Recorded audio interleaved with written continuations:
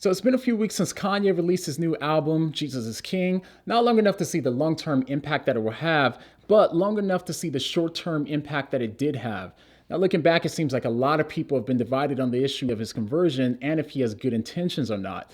Now, we're going to talk about that in this video, and today we're also going to be asking the question of, has Kanye's impact ultimately been a good thing or a bad thing when it comes to how the world sees and understands Christianity? So meme team, you guys ready?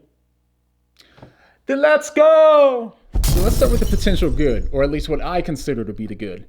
Now, first, if you watched my video reviewing the lyrics of Jesus is King, then you remember that I was simply happy to see that it wasn't filled with heresy or misleading statements. I was actually shocked because, to be honest, I've seen more heresy and misleading statements in some church songs. Secondly, when Kanye released Jesus is King, the talk about it, of course, went viral. And seeing the words Jesus is King trending on Twitter is something that I never expected to see in this life. But when his album was released, Google searches for things like what do Christians believe and Jesus spiked after the album dropped. This shows an obvious increase in people becoming curious about Christianity since Kanye started talking about it. Also, the American Bible Society had a free Bibles for Kanye fans giveaway where they gave out free Bibles to Kanye fans who wanted them. And more recently, this video was released of Kanye bringing the Sunday service to prisons. What's up, man? What's up, dude? Let's go.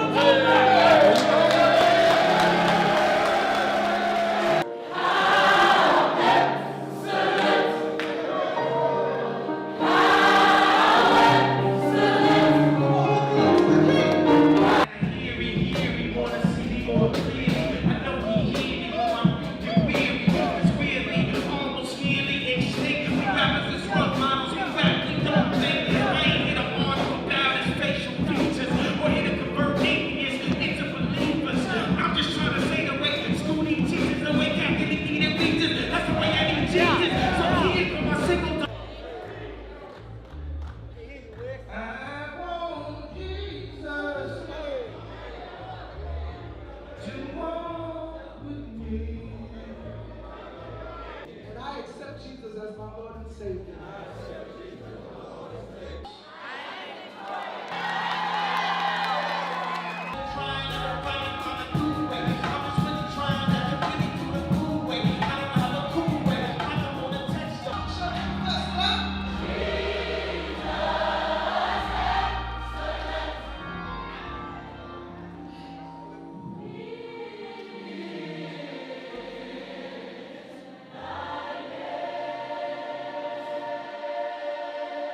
You know, I'm a lifelong law enforcement officer. I started to go and serve my community here in my hometown, but we need to be firm with crime. We want our community safe. Everybody does, but we don't have to lose our humanity and our compassion.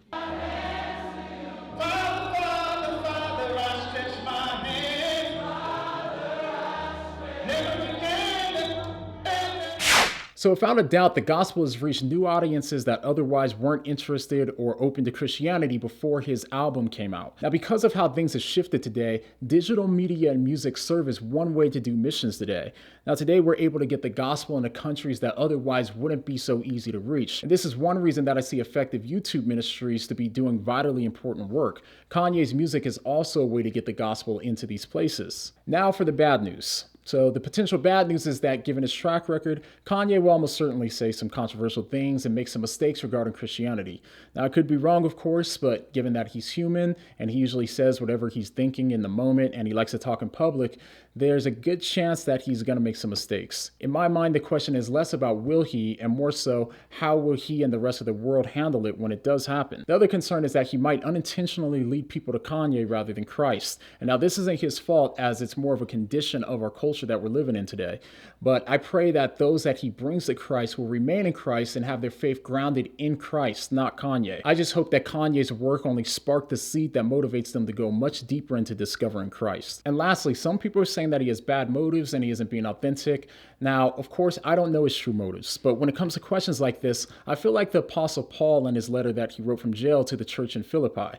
He said, "It is true that some preach Christ out of envy and rivalry, but others out of goodwill. The latter do so out of love, knowing that I am put here for the defense of the gospel. The former preach Christ out of selfish ambition, not sincerely, supposing that they can stir up trouble for me while I am in chains.